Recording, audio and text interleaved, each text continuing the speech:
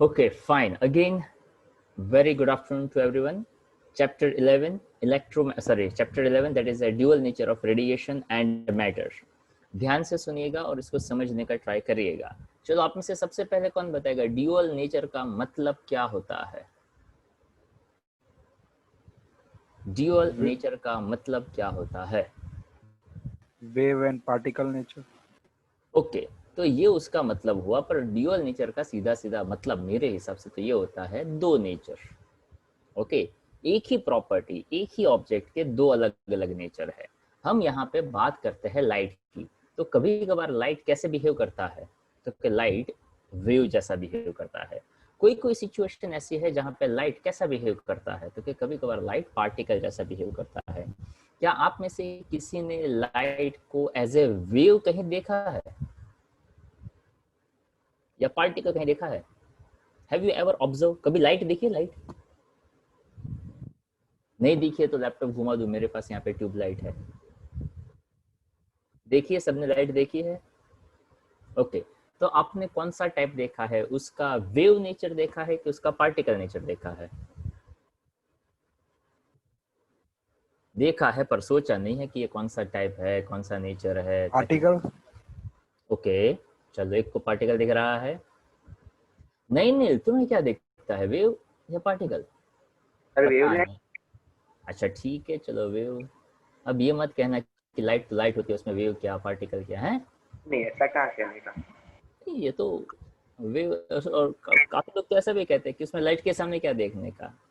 Light यहाँ आती है तो हम बस उसका इफेक्ट जो है वो देख लेते हैं. कृषा, आपको क्या लगता है?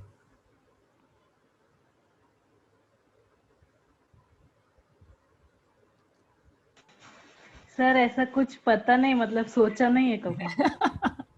ओके, पर लाइट तो देखी है ना? हाँ, लाइट देखी. That's great. खुशी, आपको कोई आइडिया लग रहा है? खुशी पंचाल, क्या लगता है आपको कि इट्स वेव और पार्टिकल, क्या लगता है? वेव. ओके, चलो वेव. तो आपको कौन से ऐसे पॉइंट्स ऐसा लगा कि वो वेव है? ऐसा कोई पॉइंट? जश, तुम्हें क्या लगता है? बाहर क्या देख रहा है? इधर देखना भाई. मैं चकाचक ऐसे मस्त तैयार होकर बैठा हूँ तो तू उधर कहाँ देख रहा है? ओके, वेव जैसा. तुझे क्यों ऐसा वेव जैसा लग रहा है, ये बता. सर वो इंडिविजुअल पार्टिकल्स कभी नहीं दिखते, तो एक साथ दिख रहा है कंटिन्यूअस. तो शायद वेव. अब ध्यान से सुनिएगा इस बात को. आपने वेव एज ए चैप्टर पढ़ा, राइट?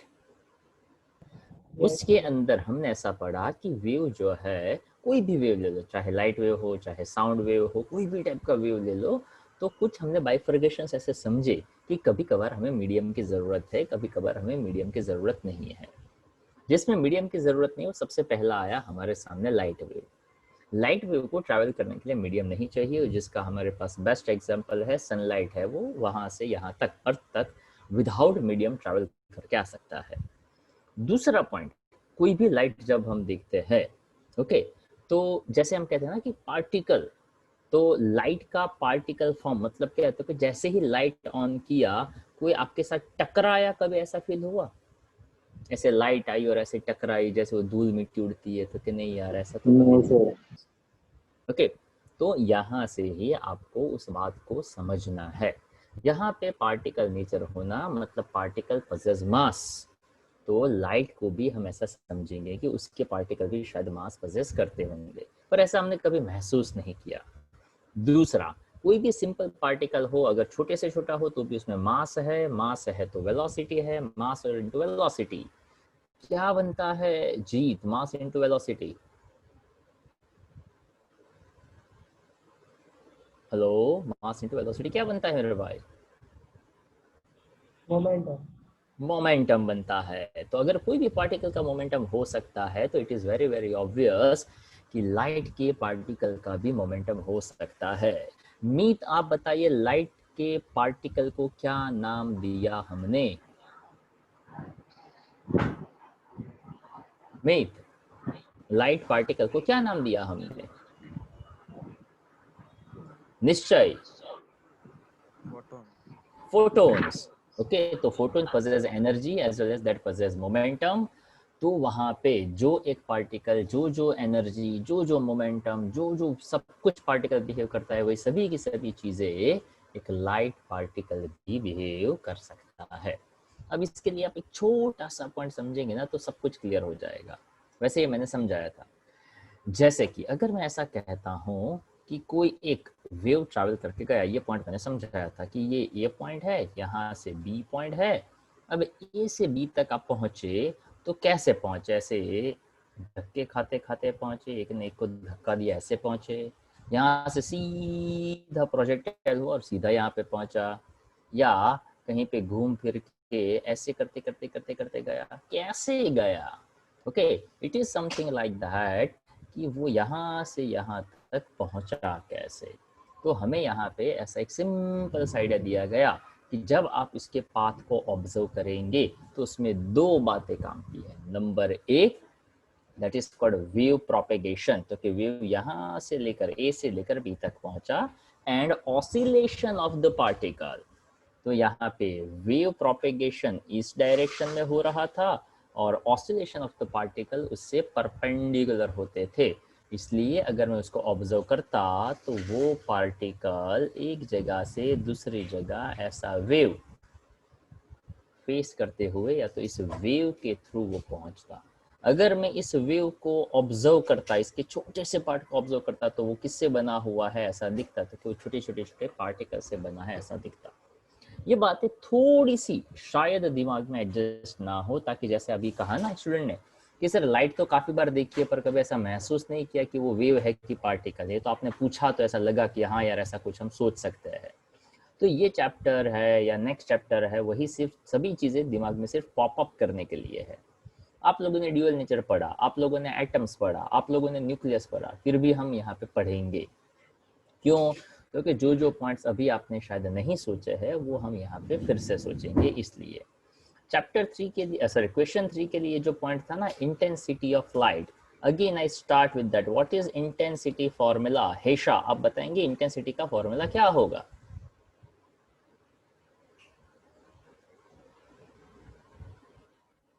हेशा, इंटेंसिटी का फॉर्मूला क्या होगा?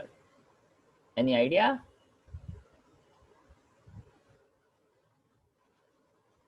आपकी आवाज नहीं आ रही है हेशा।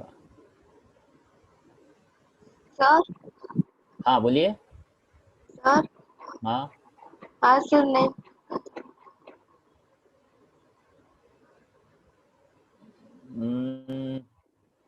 ओके चलो, आपकी आवाज मैं नहीं सुन पा रहा हूँ, it's okay, no problem. Rishi आप बताइए इंटेंसिटी का फॉर्मूला क्या लिखूं मैं? Power upon area sir. चलो, power upon area. Khushi, power का फॉर्मूला मैं क्या लिखूं? Momentum into velocity. Power is equals to momentum into velocity. Power is equals to momentum into velocity.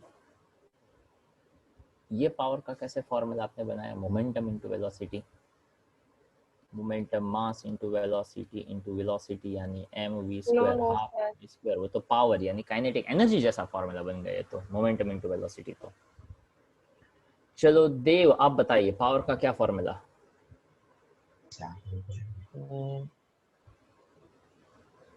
देखो फॉर्मूला तो अपने को ज़बानी याद होनी चाहिए भाई, दैट्स वेरी इंपॉर्टेंट। नैनिल भाग मत जा भाई, तू इधर रह। What is power formula?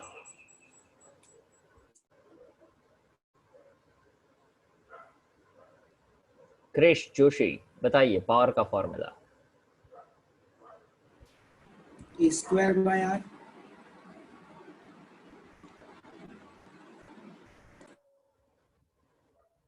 देखो अब मैं आपका कंफ्यूजन समझ गया। Okay, it's something like that कि अगर आपने, गुजराती में लिख रहा हूँ, अगर आपने कहीं पे भी ये पढ़ा, आप इसका बाय डिफॉल्ट मतलब क्या करोगे? क्या करोगे बाय डिफॉल्ट? न डॉट मो ऐसा लिखा है, नमो ऐसा नरेंद्र मोदी बाय डिफॉल्ट। मैंने बोला नहीं था ना, मैंने ऐसा नहीं कहा था ये कोई पॉलिटिकल है वगैरह, फिर भी आपने सिर्फ न और मो पढ़ा तो बाय डिफॉल्ट हमने मान लिया कि वो नरेंद्र मोदी ही है। तो ऐसा ही फिजिक्स में आप कंफ्यूज हो जाते हो। It is something like that. आप में से काफी सारे लोग हैं जिसका सरनेम शाह है। तो आदित्य, अमित शाह आपके क्या होते हैं भाई? कुछ नहीं। नहीं मतलब दूर दूर के कोई रिश्तेदार, आपको ना पता हो तो मम्मी से, पापा से, दादा से, किसी से पूछ लो कि ये जो अमित शाह है वो आपके कितने दूर के रिश्तेदार है। कहीं दूर दूर तक है कोई रिश्तेदार है वो आपके? ना। पर आप भी शाह, वो भी शाह, दोनों शाह शाह है, कोई कनेक्शन है? ना, नो कनेक्शन।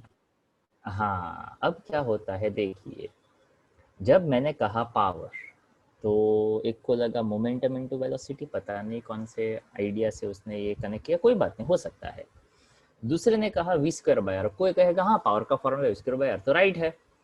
पर यहाँ पे जो मैंने पूछा वो राइट नहीं है। तो अब हमें पता कैसे चलेगा कि आप कौन से पावर की बात करते हो? तो उसके लिए थोड़ा सा लॉजिक लगाने का। कैसे?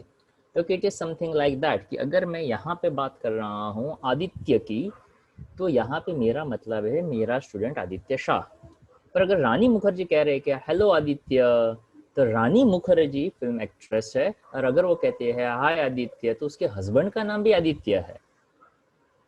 ओके, अब रानी मुखर्जी अगर आदित्य तो को बुलाएगी तो डेफिनेटली वो ये आदित्य तो नहीं ही होगा, आई एम श्योर। मुझे पता नहीं अगर इस आदित्य का रानी मुखर्जी के साथ कोई कनेक्शन हो तो, पर ये तो होगा ही नहीं। अब आदित्य आदित्य नाम सेम होने से हम थोड़ी ना ऐसा कह देंगे कि हर आदित्य रानी मुखर्जी का हस्बैंड हो गया। That's not practically possible. तो यहाँ पे आप हल्का सा दिमाग लगाइए, और ये 11 से हम आपको थोड़ा थोड़ा समझा रहा है। यहाँ पे पावर कनेक्शन किसके साथ था? तो क्या एनर्जी के साथ था। Energy incident per unit area उसके साथ था। यहाँ पे पार्टिकल इंसिडेंट हो रहे थे, पार्टिकल का मास था, उसका मोमेंटम था, उसकी काइनेटिक एनर्जी थी, यानी उसमें जो भी एनर्जी थी उसके हिसाब से हमें यहाँ पे फिजिकल पावर, या तो उसको बेटर हम कहेंगे 11th स्टैंडर्ड में आपने जो पढ़ा था उसके साथ आप कनेक्ट करिए। तो पावर का मतलब हो सकता है work done upon time into area. अब यहाँ पे जो हम वर्क डन कर रहे हैं, तो वर्क डन, क्या मैं वर्क डन को एनर्जी कह सकता हूँ? तो क्या कह सकता हूँ? तो energy upon time into area. I hope you all are agree with that. Work done और एनर्जी सेम होते हैं या डिफरेंट होते हैं? वर्क डन और एनर्जी सेम या डिफरेंट? Same form. ओके, और मैं बार बार नहीं बोलूँगा, हाँ वीडियो है वो ऑन रखने का, वरना मैं मीटिंग से निकाल दूंगा। आप रखिए ताकि मुझे आपको देखकर पता चल रहा है। और अब काफ़ी लोगों के घर पे इंटरनेट है वो स्ट्रांग होता है, तो टेंशन मत लीजिए।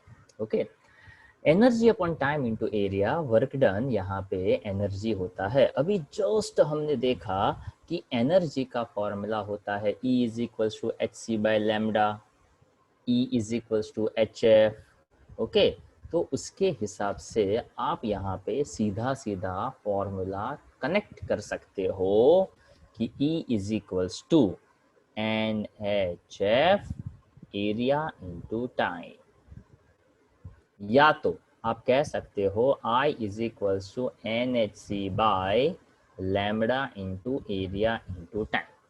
अब देखो, अगर मैं ऐसा एक ओपन एंड क्वेश्चन पूछता ना कि आप एरिया का वैल्यू क्या लोगे, या तो ऐसा मैं पूछता एरिया का फॉर्मूला क्या लोगे, तो ये गलत हो जाता। पर अगर मैं ऐसा कहता कि अगर मेरे पास एक पॉइंट साइज ऑब्जेक्ट होता और वो यहाँ पे एक स्फीयर बनाता, तो एरिया का फॉर्मूला क्या लेते? तो आपको क्या सोचने का था? स्फीयर का एरिया क्या होता है? क्या होता है स्फीयर का area? 4 pi R square. 4 pi R square. Perfect. अब मैं यहाँ पे कहता कि नहीं यार ये स्क्वायर ले लो, तो आप कहोगे यार स्क्वायर ऐसा कोई सोर्स नहीं हो सकता है। क्यों ऐसा नहीं हो सकता है? तो कि बहुत सिंपल सी बात है, यहाँ पे स्क्वायर सोर्स होना उसको आप एक बहुत अच्छे तरीके से, वैसे आप वो पढ़ेंगे चैप्टर 10 के अंदर, वेव ऑप्टिक्स के अंदर। क्या कभी आपने सनलाइट आपके विंडो के छोटे वाले पार्ट से कहीं आता हो, ऐसा कभी देखा है? विंडो बंद हो, एकदम अंधेरा हो, मतलब early morning Yes, sir. Yes. Curtains लगे हुए हो, ओके।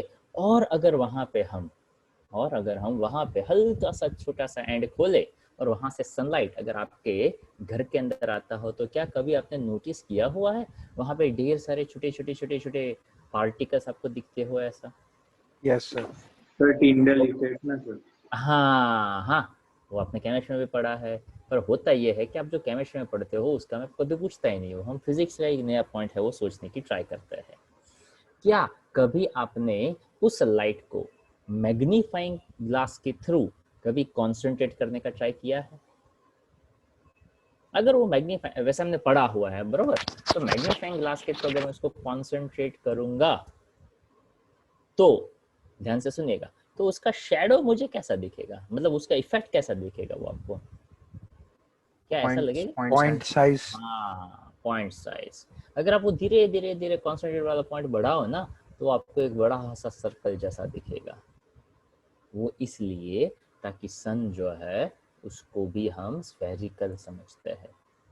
कभी कभार ये ट्यूबलाइट हो ना, उस ट्यूबलाइट की लाइट को ऐसा कॉन्सेंट्रेट करेगा एंड विद सरप्राइज आप देखोगे कि एक स्ट्रेट लाइन जैसा दिखेगा, ताकि ट्यूबलाइट जो है वो स्ट्रेट लाइन मतलब स्ट्रेट होती है, इसलिए ताकि उसका सोर्स जो है वो स्ट्रेट होता है। तो अभी का आपको जो अभी पढ़ना है ना, उसमें सोचना ज्यादा है। अभी जो आप फिजिक्स पढ़ रहे हो उसमें आप ज्यादा सोचने के ऊपर फोकस करिएगा, ओके, तो ज्यादा पता चलेगा, ओके। तो नैनिल और देव, ओके, यहाँ पे पढ़ाई पे ज्यादा ध्यान दीजिएगा, ताकि आप यहाँ पे पढ़ भी रहे हैं, वीडियो भी ऑन है, आप अपने आप को तो देख ही रहे हैं, बाकी लोग भी आपको देख रहे हैं, राइट। चलो अब मुझे बताना ना पड़े, हाँ। तो चलो, पहला पॉइंट था करंट और इंटेंसिटी का, दूसरा पॉइंट है potential on photo current and तीसरा है फ्रीक्वेंसी। ध्यान से सुनिएगा, इसको फिर से मैं रिपीट इसलिए कर रहा हूँ ताकि मुझे ऐसा लग रहा है कि ये इस चैप्टर का सबसे इंपॉर्टेंट पॉइंट है। इन सभी पॉइंट्स को याद रखने के लिए आपको सिर्फ और सिर्फ 3 से 4 इसके जो भी ग्राफ है वो ग्राफ याद रखने चाहिए। ग्राफ याद रख लिए, आपका काम क्लियर। चलो, सबसे पहला पॉइंट ये फिगर का, फिगर में सी किसके लिए है, चलो फटाफट बताइए। C stand for cathode, A for anode, C को एक और भी नाम दिया गया, वो इलेक्ट्रॉन को क्या करता है, एमिटर। ये क्या करता है, कलेक्टर। यहाँ से फ्लो ऑफ इलेक्ट्रॉन होगा तो यहाँ पे करंट फ्लो करेगा, इसके लिए क्या दिखाया है, micro ampere, okay, micro ammeter ऐसा कह सकते हैं। चलो, स्टॉपिंग पोटेंशियल का क्या कॉन्सेप्ट है? ऐसा पोटेंशियल जहाँ इलेक्ट्रॉन्स इजेक्ट होना बंद हो जाते हैं। परफेक्ट। या तो ऐसा हम कहेंगे दोस्त कि initially cathode we kept as a negative potential, देख सकते हो कैथोड के साथ यहाँ पे नेगेटिव पोटेंशियल कनेक्टेड है, एनोड के साथ यहाँ पे पॉजिटिव पोटेंशियल कनेक्टेड है।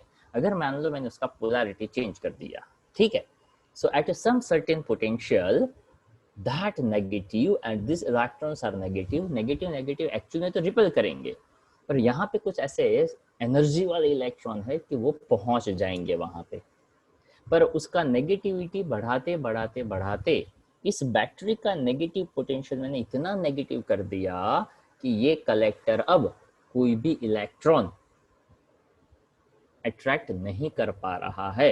यहाँ से इलेक्ट्रॉन निकल रहे हैं पर कोई इलेक्ट्रॉन यहाँ जा नहीं पा रहा है।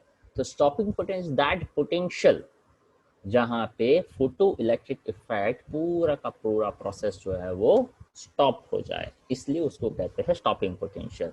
अगर उस इलेक्ट्रॉन को हमें मोशन देना हो तो जितना स्टॉपिंग पोटेंशियल हो उतना ही हमें काइनेटिक एनर्जी देना पड़ता है। इसको लेकर आई थिंक हमने लास्ट टाइम ये एक फॉर्मूला आई थिंक देखा था, half mv² is equals to ev naught, okay, जिसमें v नॉट है उसको स्टॉपिंग पोटेंशियल कहते हैं।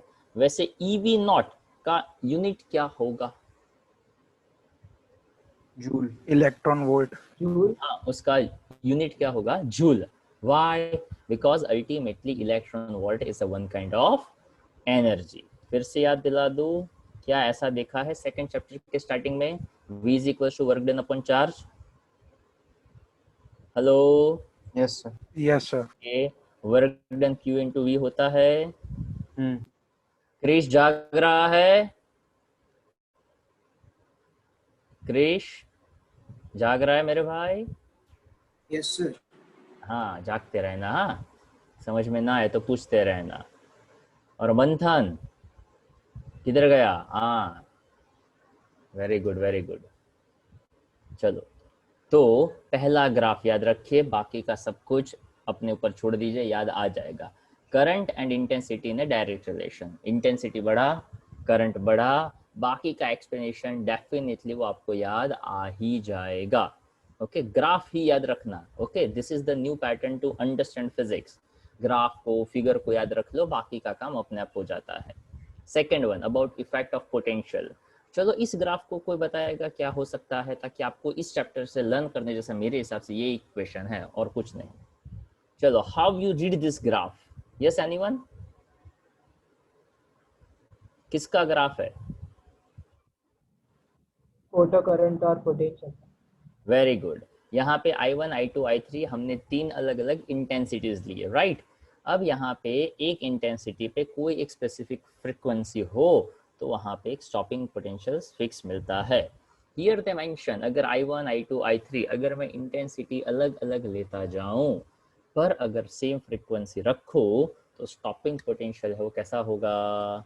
सेम होगा। तो यहाँ से ये पता चलता है कि स्टॉपिंग पोटेंशियल का इंटेंसिटी के साथ कोई लेना देना नहीं है। देन आफ्टर जैसे मैंने डिस्कस किया, at the stopping potential when no photo currents और photo electrons are emitted, the work done by the stopping potential on the fastest electron that is equals to half mv square equals to ev naught.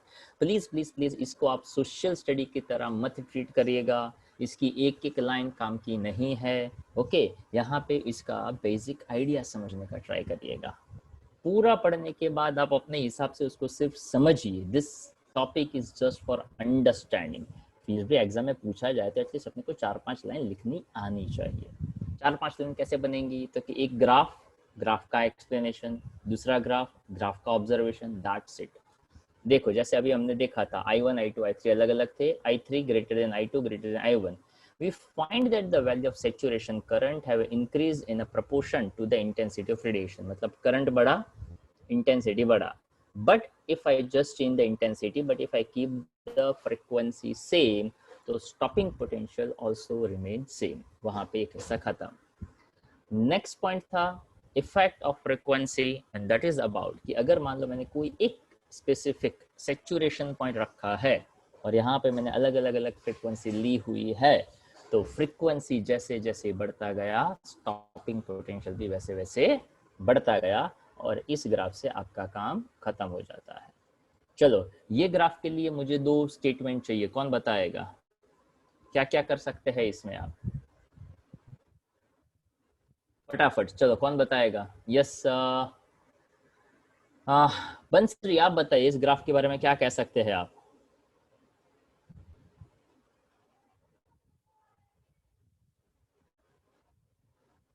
Hello Bansari. Yes sir. बताइए इस graph के बारे में 2 points.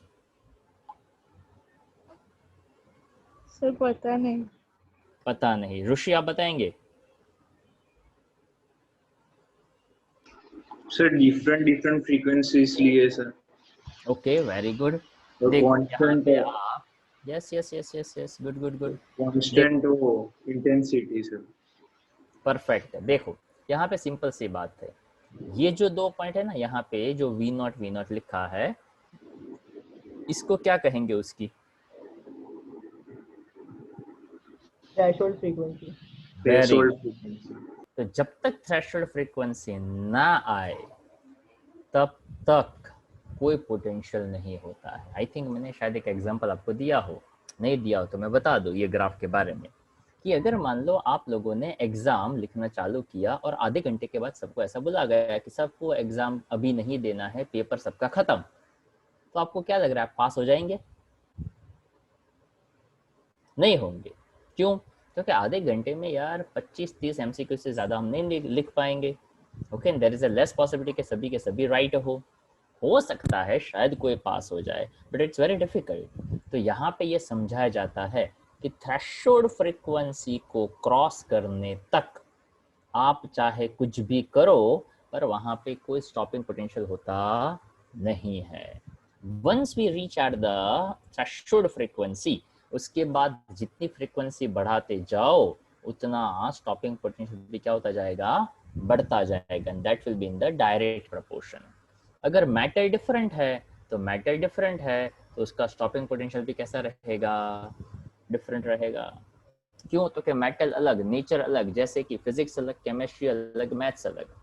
हर एक subject में आपको एक जैसा मजा नहीं आ सकता, हर एक सब्जेक्ट में आप एक तरीके से नहीं समझ सकते। हर एक सब्जेक्ट आपको कोई आधे घंटे में बोर करता है, कोई 1 घंटे में बोर करता है, कोई 1.5 घंटे के बाद बोर करता है, और कोई सब्जेक्ट ऐसा होता है कि सिर्फ बोर ही बोर करता है। ओके, क्यों? तो कि उसमें आपका इंटरेस्ट कम होता है। तो ग्राफ को याद रखिए, ग्राफ सिंपल सी 2 बात बताता है। आफ्टर थ्रेशोल्ड फ्रीक्वेंसी, अगर फ्रीक्वेंसी बढ़ेगा तो स्टॉपिंग पोटेंशियल भी क्या होगा, बढ़ता जाएगा। ओके, इतना याद रखना है। बाकी का काम है वो आप एक बार भी लिखेंगे तो सब कुछ उसके हिसाब से क्लियर हो जाएगा। Now one more point we go ahead, that's next one, जहां पे ऐसा बताया गया है state the law of photo electric emission. वैसे ये बहुत सिंपल सी बात है, इसका डिस्कशन हम ऑलरेडी कर चुके हैं, ध्यान से सुनिएगा। फोटो इलेक्ट्रिक एमिशन किसको कहेंगे, उसका लॉ, वैसे लॉ जैसा ऐसा कुछ है नहीं पर यहाँ पे सिर्फ बताया हुआ है। For a given photosensitive surface के लिए हमने कौन सा एग्जांपल लिया था, कौन सी मेटल को फोटोसेंसिटिव सरफेस कह सकते हैं आप? Zinc plate. Zinc. Okay, zinc plate के ऊपर क्या कोई भी लाइट इंसिडेंट करेंगे तो वो इलेक्ट्रॉन को रिलीज करेगा, हाँ या ना? ना। ओके, जिंक प्लेट के लिए ज्यादातर कौन सी लाइट को हम इंसिडेंट करना पसंद करेंगे? यूवी।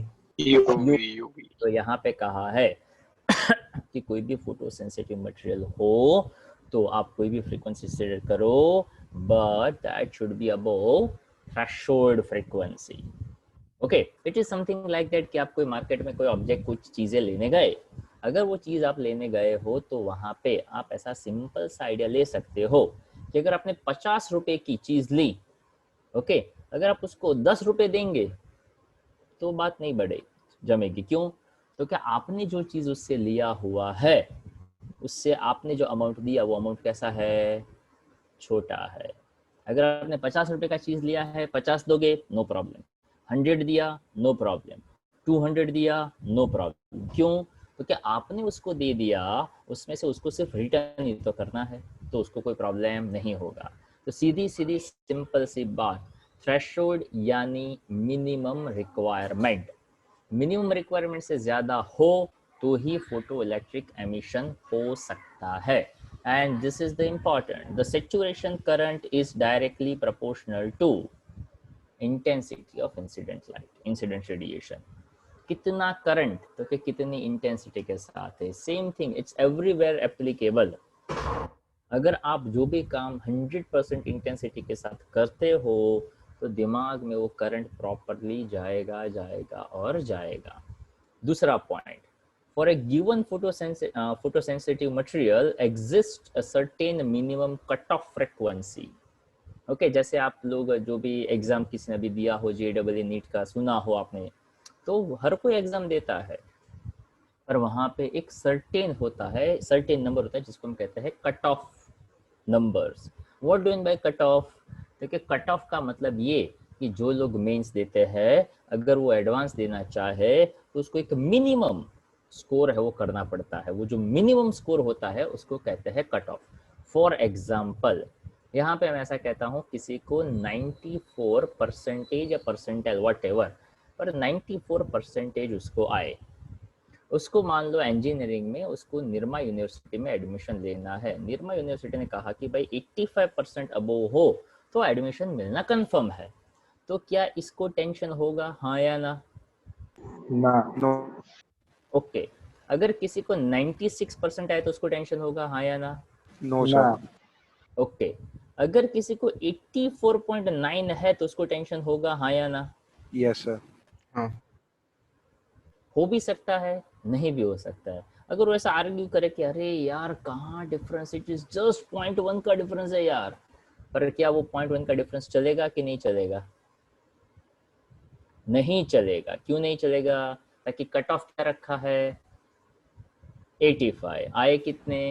84.9। तो मतलब क्या? तो कि दिस इज कंसिडर एज एक सीलिंग रख दिया।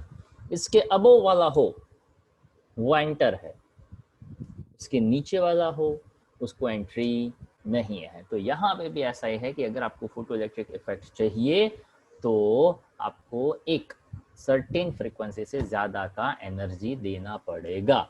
बस वो समझ लो, आपका काम आसान। तो वहाँ पे कहा certain minimum cut off frequency and below which no photo electrons are emitted. उससे कम हो तो सॉरी, वहाँ फोटो इलेक्ट्रिक एमिशन नहीं हो सकता। That's known as threshold frequency. Above the threshold, जैसे कि 85 था तो क्या हाँ, 94 वाले को टेंशन तो क्या नहीं, 96 वाले को टेंशन तो क्या नहीं, 99 वाले को टेंशन तो क्या नहीं। It is something like that कि जिस किसी का मेंस में फर्स्ट रैंक है उसको कहाँ एडमिशन मिल सकता है? चलो बताओ। कहीं पे भी। कहीं पे भी, सीधी सी बात, सिंपल सी बात। अगर वो ऐसा कहे कि यार मैंने JEE फर्स्ट स्कोर किया, I want to take admission in BSc physics, क्या उसको एडमिशन मिल जाएगा वहां पे कि नहीं मिलेगा? इजीली मिल जाएगा। क्यों? क्योंकि काफी लोग ऐसा सोचते हैं कि वहां पे तो वही जाता है जो कहीं नहीं जाता है। बाकी ये गलत सोच है। ओके, काफी लोग, काफी स्टूडेंट्स ऐसे भी मैंने देखे हैं कि वो मेंस देने के लिए देते हैं, उसका आइडिया, उसका टारगेट कुछ और ही होता है, और देने के लिए देते हैं तो स्कोर और अच्छा कर देते हैं। और जो लोग बहुत अच्छी तरह से ट्राई करते हैं या तो बस एकदम टेंशन में रहकर ट्राई करते हैं, उसका स्कोर अपने आप में ही कम होता है। 3 इडियट देखिए मूवी, कितने लोगों ने देखे 3 इडियट? हाँ, उसमें वो आपको सीन तो याद होगा ही होगा जहाँ पे तीनों दोस्त वो स्टेप्स पे बैठते हैं। ओके, और वहाँ पे वो जो राजू रस्तोगी है ना, वो कहता है कि इंजीनियरिंग ही मेरे लिए सब कुछ है, फिर भी बता मेरे मार्क्स क्यों नहीं आते हैं। फरहान को ऐसा कहा जाता है कि तू प्यार किसी और से करता है, तू पढ़ता कुछ और है, अगर मूवी देखा हो तो वहाँ पे एक बहुत मज़ेदार डायलॉग है कि तू हर एक चीज़ के लिए डर डर के जीता है। जस्ट समथिंग लाइक दैट कि हम ये करेंगे तो नहीं होगा, तो कम होगा, तो नहीं हुआ तो। अब जो ट्राई नहीं करोगे तो बात कैसे बढ़ेगी? वही चीज़ यहाँ पे उसने समझाई कि थ्रेशोल्ड हो लाइट इंसिडेंट करने का, थ्रेशोल्ड होगा तो फोटो इलेक्ट्रॉन आएगा, थ्रेशोल्ड नहीं होगा तो फोटो इलेक्ट्रॉन नहीं आएगा। अगर उसके साथ उससे ज़्यादा हो, above the threshold frequency, the stopping potential or equivalently the maximum kinetic energy of the photoelectrons is directly proportional to the frequency. जितना फ्रीक्वेंसी बढ़ता गया उतना स्टॉपिंग पोटेंशियल भी क्या होता जाएगा? बढ़ता जाएगा। It's something like that. 85 cut off है तो इसको बहुत ज़्यादा टेंशन, पर 86 वाले को कम, 87 वाले को उससे भी कम, 88 वाले को उससे भी कम, 89 वाले को उससे भी कम। जैसे जैसे जैसे ये बढ़ता गया टेंशन कम होता गया। क्यों? तो कि 85 पे एडमिशन मिलेगा, पर अगर आपको कोई एक स्पेसिफिक ब्रांच में ही चाहिए तो एडमिशन, तो क्या हाँ उसके लिए थोड़ा सोचना पड़ेगा। तो एग्जैक्टली वही एग्जांपल यहाँ पे आप सेट कर सकते हैं। And this is the last and very important point. The photo electric emission is an instantaneous process. Who will tell me the meaning of instantaneous? फटाक से बताइए। बहुत कम टाइम में टेक प्लेस करती है। ओके, इंस्टेंटेनियस का मतलब आप ऐसा कह सकते हैं इंस्टेंट। ओके, पर फिर भी यहाँ पे बताया the time lag between the incidence of light radiation and emission of photo electrons is very small, even less than 10⁻⁹ second. Okay, अब ये जब टाइम नहीं आया था तब उससे पहले, मतलब आज से 8-10 महीने पहले या तो 1 साल पहले, नेट बैंकिंग, ऑनलाइन पेमेंट बहुत कम होते थे। शायद आप लोगों ने ये महसूस किया हो, फेस किया हो। तो ऑनलाइन पेमेंट के लिए ऐसा कहा जाता है कि एकदम quickly, with in fraction of second. Really it's a fraction of second payment? It's not really fraction of second. Okay, फिर भी वहां पे ऐसा कहा जा सकता है फ्रैक्शन ऑफ सेकंड में। क्यों? तो कि जो जनरल टाइम लगता है उससे कम। मान लो कि आप कोई कॉफी शॉप पे गए या कोई आप XYZ जगह पे गए जहाँ पे आपको पेमेंट करना था। फॉर एग्जांपल आप बुक स्टोर पे बुक्स लेने गए, पैसा हुआ 365 रुपीज, आपने दिया 500 का नोट, अब बहुत जल्दी में है, तो क्या ऐसा हो सकता है 500 दिया उसने, बस आपके लिए वो पैसा रेडी रखा था और वो फटाफट आपको डिफरेंस का पैसा आपको दे दे, ऐसा होता है? आप अकेले होते हो? तो क्या नहीं यार, हमारे जैसे तो और भी लोग होते हैं। ओके, पहले वो आपका पैसा लेगा, वो चेक करेगा कि 500 का रुपये सही है या नहीं है।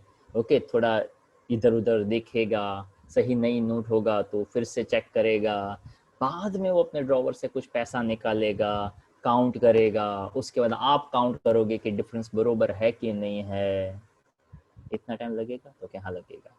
बट ऑनलाइन पेमेंट, तो कि ऑनलाइन पेमेंट में आपको क्या क्या करना पड़ेगा, तो कि वो बार कोड स्कैन या तो जो उसका जो QR कोड स्कैन किया, आपने अपना पासवर्ड डाला, फटाक से हो गया। कंपैरेटिवली स्पीड में हुआ? तो क्या हाँ, कंपैरेटिवली स्पीड में हुआ। कोई डिफरेंस का टेंशन हुआ? तो क्या नहीं हुआ। एग्जैक्टली यहाँ पे बताया, इंस्टेंटेनियस प्रोसेस होता है, पर जैसे ही लाइट कोई फोटो सेंसिटिव सरफेस के ऊपर गिरता है, वो सरफेस डिसाइड करता है, चेक करता है कि क्या ये आया हुआ लाइट थ्रेशोल्ड फ्रीक्वेंसी से ज्यादा है या नहीं है। Something like that also. मान लो आपने 350 रुपए का, 360 रुपए का, 365 रुपए का कुछ लिया। अब आपने क्या किया, तो क्या आप अपने पिगी बैंक में से पैसे निकाले, फॉर एग्जाम्पल, जिसमें 10-10 के कुछ नोट्स थे, 50 के 1-2 नोट थे, बाकी सारे 10-10 के कॉइन्स थे, कुछ 5 के कॉइन्स थे, कुछ 2 के कॉइन्स थे। आपको पता था कि 365 का आएगा, तो आपने एक बैग के अंदर सब कुछ उसके अंदर रखा है, एंड यू नो दैट ये 365 है। आपने बुक शॉपकीपर को दिया कि लो भैया ये 365 है, चलो मैं निकलता हूँ। तो क्या वो आपको जाने देगा ऐसे ही? आपने रखा और आप निकल गए, ऐसे चलेगा? मेरे हिसाब से नहीं चलेगा। वो क्या करेगा, वो क्या करेगा भाई, पहले चेक करेगा। हाँ, काउंट करेगा, चेक करेगा। आप कहोगे कि नहीं बरोबर है, तो फिर भी वो कहेगा भाई 2 मिनट रहा तो जो, ओके, एक काउंट कर ले પછી તમને જવા દે। Same thing has happened with the photo electric emission. इसको ऐसे कनेक्ट करिएगा, आपको हर एक पॉइंट अच्छी तरह से याद रह जाएगा। और हाँ, मैं आपको बहुत क्लियर कट बोल दूँ, ये पूरा चैप्टर है वो लर्निंग वाला है। जो लर्न कर पाएगा उसको यहाँ पे फायदा ज्यादा होगा। जो इसमें लॉजिक ढूंढता रहेगा उसके लिए ये चैप्टर डिफिकल्ट हो जाएगा, बिकॉज नेक्स्ट क्वेश्चन यही चीज समझाता है। Explain why photoelectric effect cannot lie explained on the basis of a wave nature of light। वैसे यहाँ पे इसको एक दूसरे लैंग्वेज में ऐसा भी कहा जा सकता है, failure of wave theory to explain photo electric effect. Okay, यहाँ पे ऐसा कहा जा सकता है, why wave theory not explain photo electric effect. क्यों? क्योंकि यहाँ पे ये पूरी सिचुएशन ऐसी है जहाँ पे थियोरिटिकल पॉइंट ऑफ व्यू और प्रैक्टिकल पॉइंट ऑफ व्यू एक दूसरे से अलग अलग होते हैं। जिन लोगों ने प्रीवियस 3 ग्राफ अच्छी तरह से समझे है, उसको पूरा क्वेश्चन एकदम मस्की की तरह क्लियरली समझ में आ जाएगा। सो आई अगेन इंसिस्ट कि आप वो ग्राफ को समझिए, तो ये पूरा का पूरा पॉइंट समझ में आएगा। सबसे पहला पॉइंट, थियोरी ये कहता है कि ये process with in fraction of second होता है, पर प्रैक्टिकल ये कहता है कि हाँ थोड़ा टाइम लेता है। कितना टाइम लेगा? तो वो फोटो इलेक्ट्रिक इफेक्ट चेक करेगा कि वो थ्रेशोल्ड फ्रीक्वेंसी है या नहीं। दूसरा, यहाँ पे थ्योरी ऐसा कहता है, ध्यान से सुनिएगा, थ्योरी ऐसा कहता है when a wave front of light strike a metal, the free electrons at the surface absorb the energy continuously, and this is the very important line, जितना इंटेंसिटी ज्यादा उतना उसका एम्पलीट्यूड भी ज्यादा, और उसका मतलब उसका एनर्जी भी ज्यादा। अब इस पॉइंट को ध्यान से सुनिएगा, एक छोटे से पॉइंट में समझाऊंगा। थियोरी ये कहता है इंटेंसिटी ज्यादा, आई रिपीट, इंटेंसिटी ज्यादा तो उसका काइनेटिक एनर्जी ज्यादा। पर प्रैक्टिकली ये पता चला इंटेंसिटी का एनर्जी के साथ लेना देना थोड़ा कम है। ओके, जितना इंटेंसिटी बढ़ेगा उतना करंट बढ़ेगा, काइनेटिक एनर्जी तो बढ़ेगा जो फोटो इलेक्ट्रॉन्स बढ़ेंगे। यहाँ पे आपके दिमाग में 2 से 3 पॉइंट क्लियर होने चाहिए। नंबर 1, फोटोन्स मतलब क्या। नंबर 2, नंबर ऑफ फोटोन्स ज्यादा तो काइनेटिक एनर्जी ज्यादा। नंबर 3, जितना फ्रीक्वेंसी प्रॉपर उतना थ्रेशोल्ड, मतलब उतना photo electric effect proper. Intensity ज्यादा हो चाहे कम हो, उसका फोटो इलेक्ट्रिक इफेक्ट के साथ कोई लेना देना नहीं है। ये 4 पॉइंट थियोरेटिकली एकदम अलग हो रहे थे, इसलिए पूरा का पूरा वेव थियरी है वो गलत हो गया। अब यहाँ पे जो पूरा अभी एक्सप्लेन किया या तो जो भी मैंने आपके दिमाग में डालने का ट्राई किया, उस बेसिस पे आप ये चैप्टर क्वेश्चन 4 और 5 पूरा का पूरा लिखेंगे, पूरा का पूरा पढ़ेंगे और नेक्स्ट लेक्चर में आप ही मुझे समझाएंगे। ओके, तो क्वेश्चन नंबर 4, 5 आपको एक एक बार लिखना है। क्वेश्चन 3 फिर से एक और बार लिखना है। If you want to note down your homework, note down कर लीजिएगा। पार्ट 1 से क्वेश्चन नंबर 3, 4, 5, 1 टाइम लिखिएगा, समझिएगा, डेफिनेटली समझ में आ ही जाएगा। ताकि इस चैप्टर में से करने जैसा यही पॉइंट है, बाकी सब कुछ धीरे धीरे आपको समझ में आ ही जाएगा। क्लियर है?